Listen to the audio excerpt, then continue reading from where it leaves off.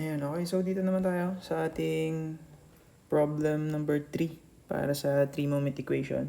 Okay, so dito is, kung mapapansin nyo, meron lang tayong mahabang continuous span ng ating beam. So, kung nakikita natin dito, meron tayong 4 supports, which is isang fixed-ended at 3 roller supports. Okay, so lahat ng roller supports natin dyan is considered as what? As internal supports kasi lahat sila ay nasa loob ng ating beam. Okay? So madali lang naman to. Medyo mahaba lang kasi mahaba yung ating continuous beam, which is nagkaroon siya ng ilang span? 1, 2, 3. 3 spans yung meron tayo dito. Okay.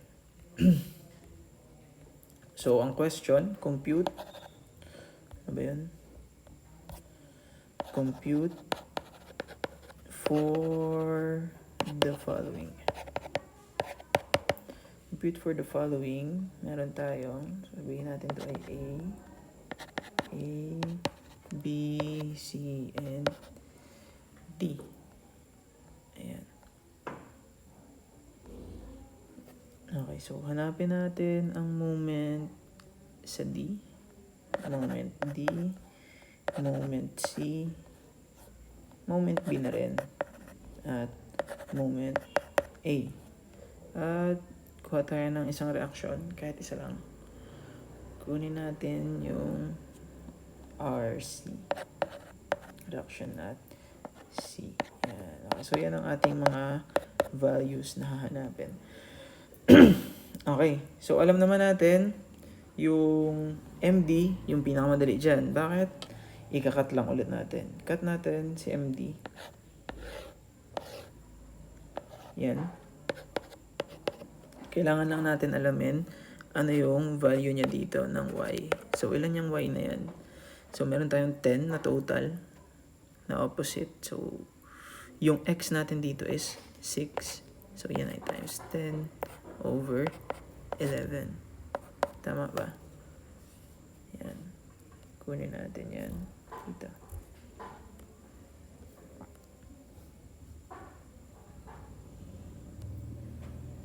Ayan.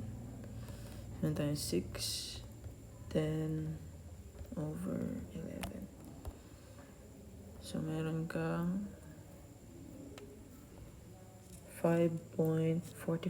Lagay na lang natin 5.45. 5.45 Newton meter.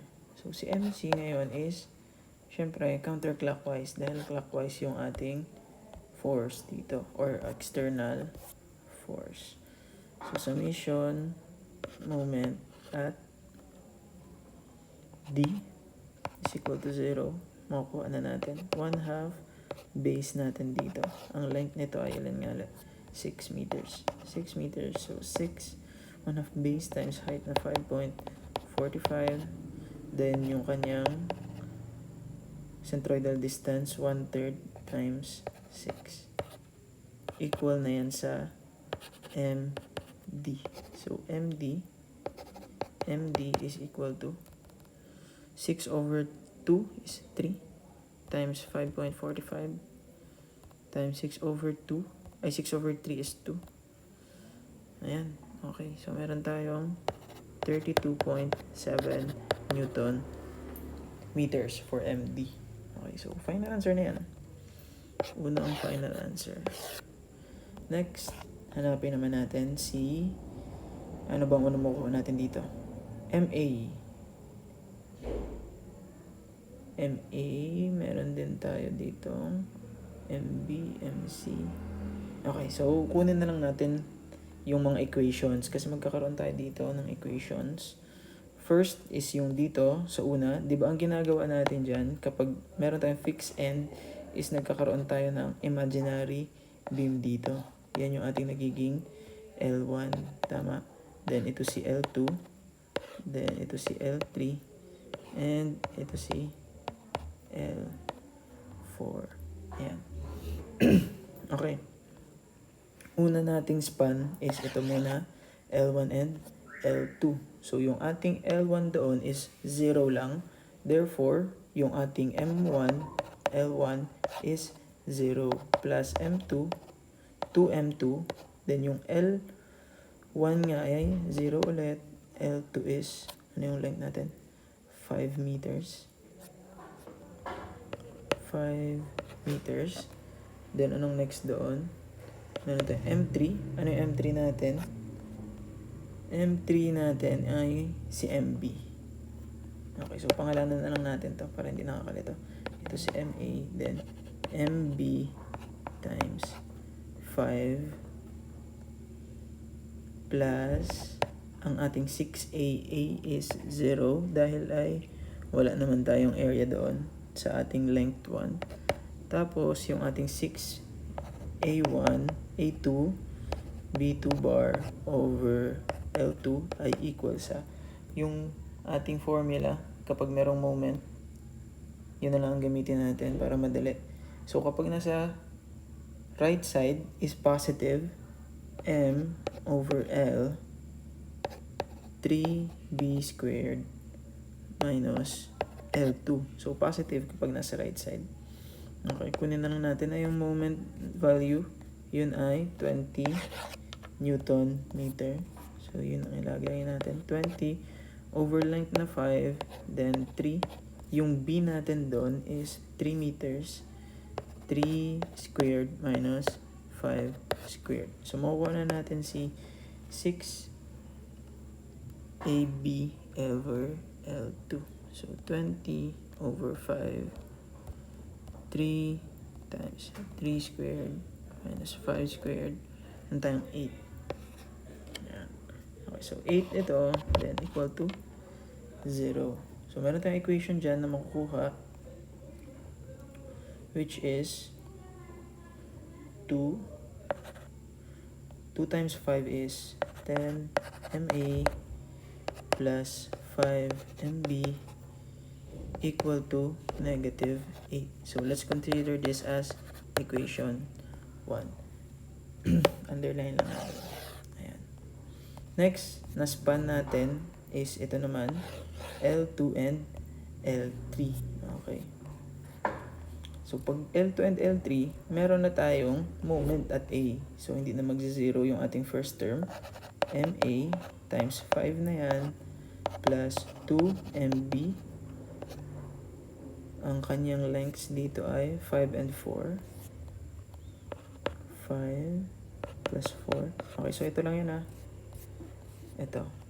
5 and 4. Tapos may uniform load tayo dyan na para sa 6A2B2 mamaya.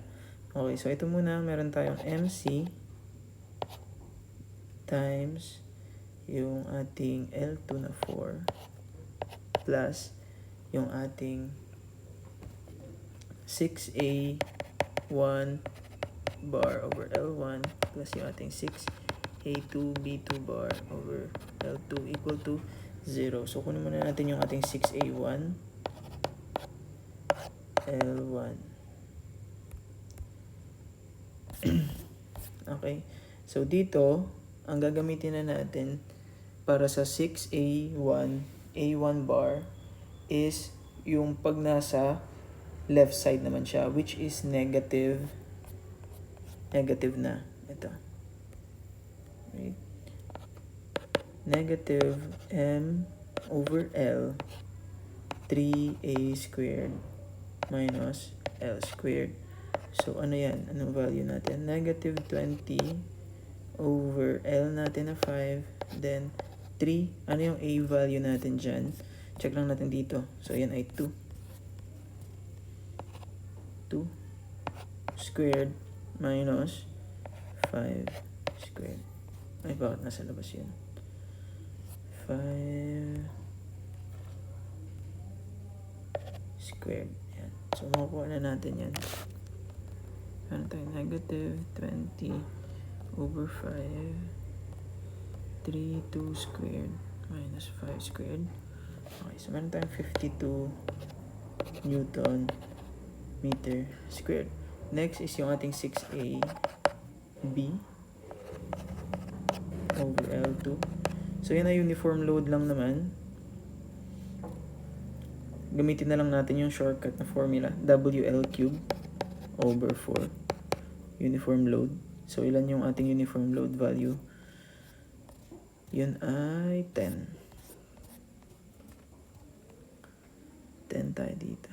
10, 4 ba? Okay, 4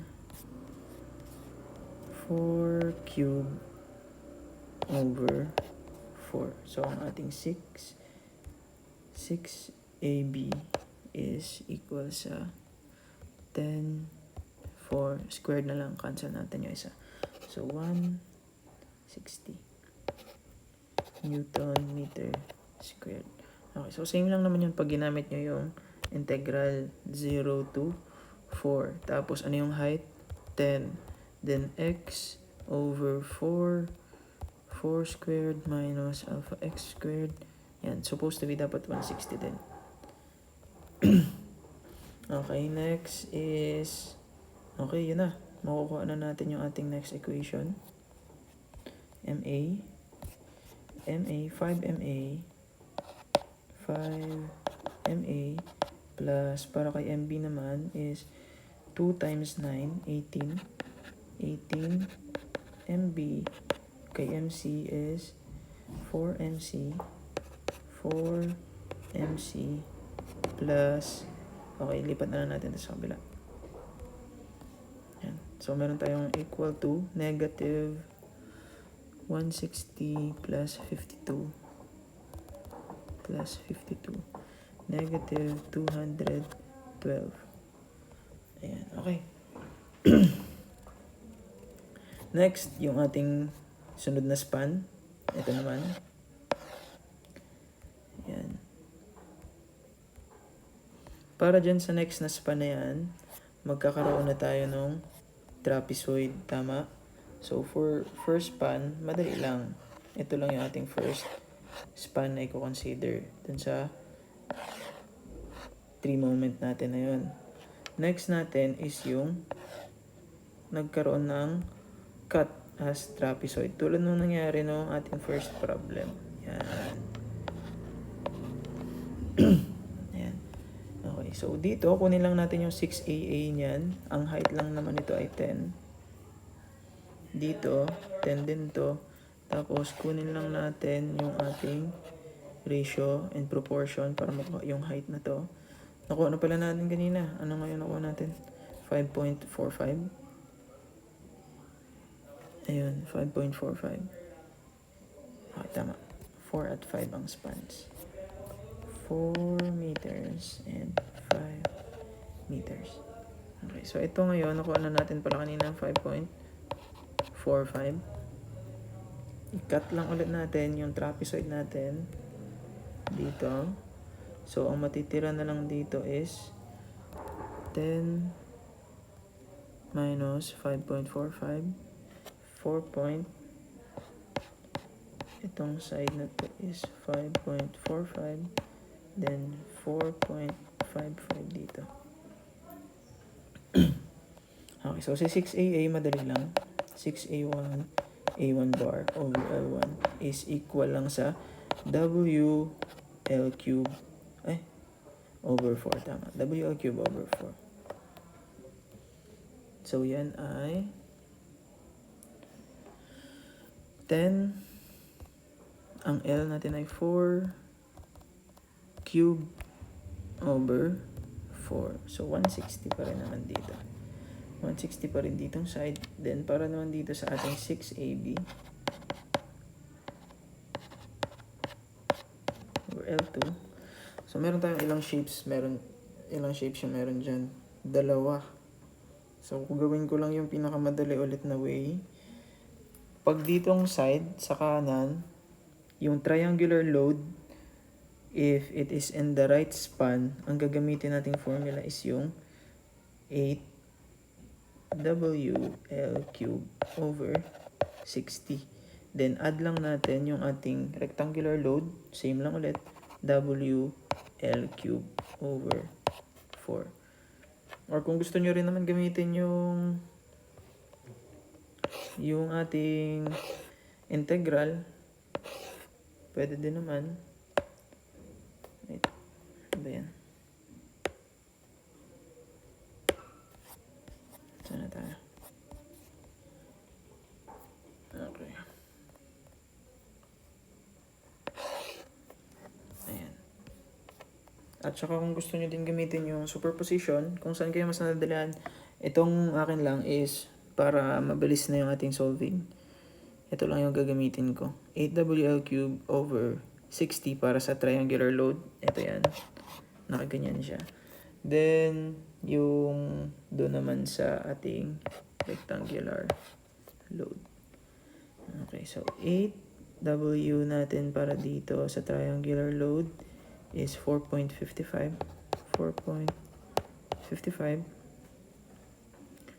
L is 5 cube over 60. Then add W natin para sa rectangular load is 5.45. L natin na 5 cube over 4. So yung total, meron na tayo ditong 8, 4.55, 5 cube over 60. Add natin yung 5.45, 5 cube over 4. So meron tayong 246.145 Newton M squared. Ganun din dito, Newton M squared. Okay, so i-type ko na lang dito sa calcu kung gusto nyo i-try yung sa integral. So sa integral, dito yung magiging cutting mo ng x. Tama. Yan yung magiging x mo. So para isolve natin yan, kailangan lang natin hanapin yung y nito. Yan. Ano ba yung magiging y niya? Ang y natin dyan is x multiplied by 4.55 over 5. Yan. So yan ang magiging value ng y mo. So integral, para yan sa triangular load Sa triangular load 0 to 5, ang y mo is 4.55 over 5 multiplied by x times squared na lang natin, squared over total length 5, then 5 squared minus alpha x squared. Then add natin yung para sa rectangular load. Pag integral ulit ang ginamit mo, from 0 to 5 ka pa rin. Then yung iyong y is yung height lang ng iyong load, which is 5.45. Height lang ng uniform load, 5.45 x over 5 multiplied by 5 squared minus alpha x squared. Yan. Dapat equal lang yung makuha. 246.145833. Yan. So, same lang naman. Then, kunin na natin yung equation natin dito sa ating final span. Final span na to kasi nasa dulo na siya. Ito na. Yan. Tapos, meron na rin tayong nakuha kasi na MD. Ayan, okay. So, ang magiging ating M1 dito is si MB. Yan ang ating M1, M2, and M3. MB is M1. Okay. Balik tayo. Ayan. So, si MB times 4, 2MC times 4 plus 5 plus yung MD natin is may value na. Balikan lang natin. Ano yung nakuha nating value ni MD? MD is 32.7. 32.7 multiplied by 5 plus 160 plus 246.145 equal to 0. So, meron tayong equation ulit na 4MB plus 18MC is equal to Ilan yan?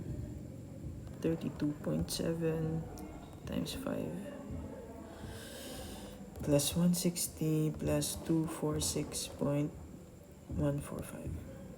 Negative 569.645. Okay, so naging negative lang yan dahil nilipat ko siya sa kabilang side ng equal sign. Okay, so ito yung ating equation number 2. Note natin, equation 2. Ito naman ang ating equation 3. At yung ating equation 1 kanina, ito, equation 1. Okay, so para makuha natin yung values niyan is mag-ano na lang tayo. 3 equations, 3 unknowns. Kasi ano lang naman yung unknown natin, MA, MB, at MC. So, hanapin ko lang dito Meron tayo dito 3 unknowns. Yan. So, first, dapat uniform lang tayo ng pag-input. And consider natin as A si MA at B si MB. 10, 5, wait. Walang lumabas. 10, 5, then 0 si MC, tapos si MD is negative 8. Next, equation 2. Si MA is 5 ang coefficient. 18 para kay MB, for MC, negative 212. Next, yung ating equation 3. 0 na si MA. Si MB is 4. Then, 18 para kay MC.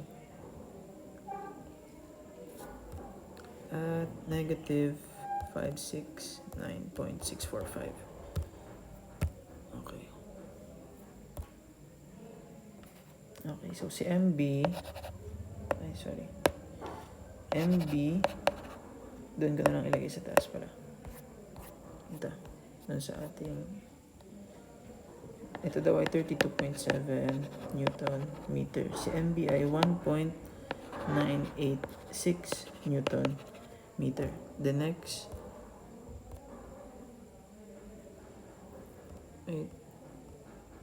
ayan, CM, mali yung nasulatan ko.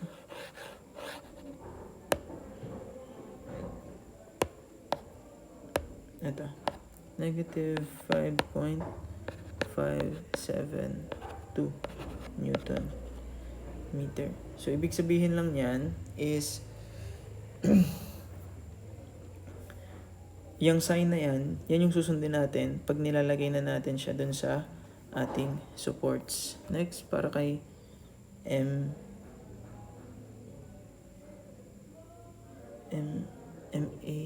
wait lang. Okay. Ulit. So, ito, yan. Okay, so meron tayong 1.985. 6 na lang. Newton meter. Next is para kay MB, 5.572 Newton meter. At last is negative 30.409 Newton meter. Okay, so last is hinahanap lang si RC. So, saan ba si RC? Doon sa ating last span natin siya makikita. Saan ba ating last span? So, dito yun. Yan. So, kunin mo lang si RC right at si RC left.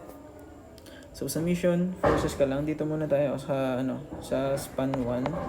Dito at least naman yung span 2. So, span 1 muna. Summation moment lang papunta kay B. So, dito kasi si B. Summation moment at B is equal to 0. So, meron ka dyang moments. Ano yung moments natin? Para kay MB, meron tayong negative moment. Ayan. Ito si MB. At ito si MC. Ayan. So, negative moment, ibig sabihin, pag nandito siya sa left side, ang negative moment natin dyan is counterclockwise. At ganoon din dito. So, ang negative moment, counterclockwise nga pala. Counterclockwise. Then dito naman sa kabila, ang negative moment dito ay clockwise. Tama? So, ang values niya, hanapin ko na dito. Yan.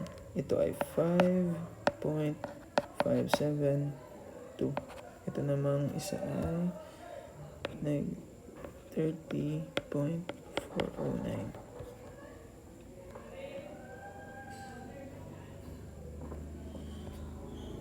Tapos yan dito ay 32.7. 32.7 ba? Okay, tama na.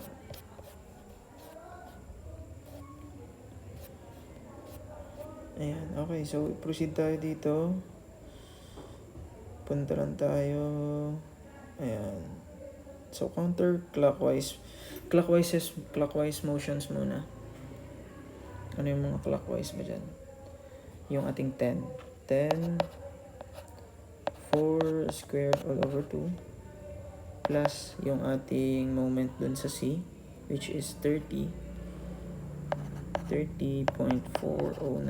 Then subtract natin yung moment sa B. Subtract moment sa B na 5.572. 572, divide natin yan sa lever arm ng ating RCL, which is 4.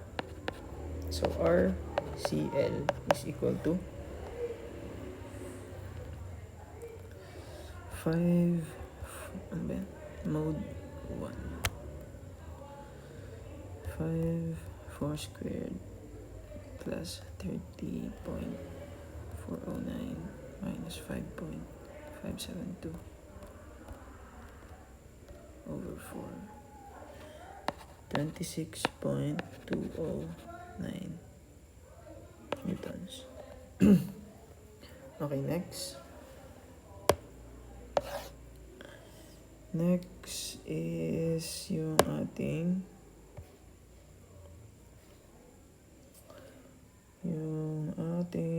RCR. RC right. RC right is equal to RC right. Dito naman tayo. So, ipasa lang natin yung ating moment. Ito ay magiging counterclockwise dyan. Tapos, ano yung positivity ito sa side na to? Yan ay counterclockwise din. So, parang counterclockwise yung ating moment dito. Sige. So, start tayo. Summation moment tayo papunta kay D. Kasi ang hinahanap naman natin si RC, right? Okay. So, meron tayong triangular load muna. 1/2. Ang height nun ay 4.55 times 2/3 ng 5. 5 ba? 5. 5. 1/2 base times height. Yung base pa natin na 5 ulit. 1/2 base 5 times height na 4.55 times kanyang lever arm na 2/3 of 5. Next is yung ating add yung ating rectangular load na 5.45. Ang ating ano lang naman ay 5 squared all over 2. Then meron pa ba tayo dyan? Ito. So lahat yun ay counterclockwise papunta kay D. So meron ba tayo isang counterclockwise dyan? Dalawa pa pala. Tama ba? Counter plus 32.7 plus 30 point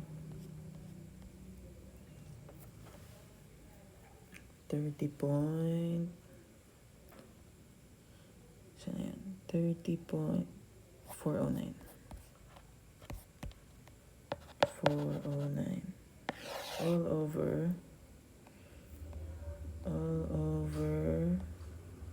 5. Ayan, tama ba? Meron na tayong 1, 2, 3, 4. Tama. And yung RCR na. So, RCR. Okay. Kunin natin sa RCR. 1/2, 4.55 2 times 5 all over 3 times 5 plus 5.45, 5 squared over 2 plus 32.7 plus 30.409, then divide by 5. Okay, so si RCR is 33.83830. Yan.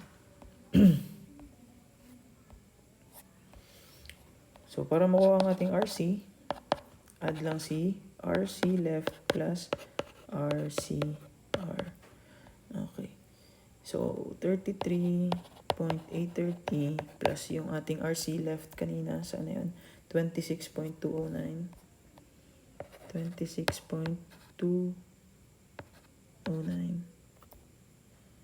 equal na yan sa plus 26.209 60.0391 Newton. Ayan. Okay. So, yan ang ating final answer for RC. Tapos, kung kailangan hanapin yung ibang reactions, madali na lang rin yan. Kaya nyo na hanapin yan dito.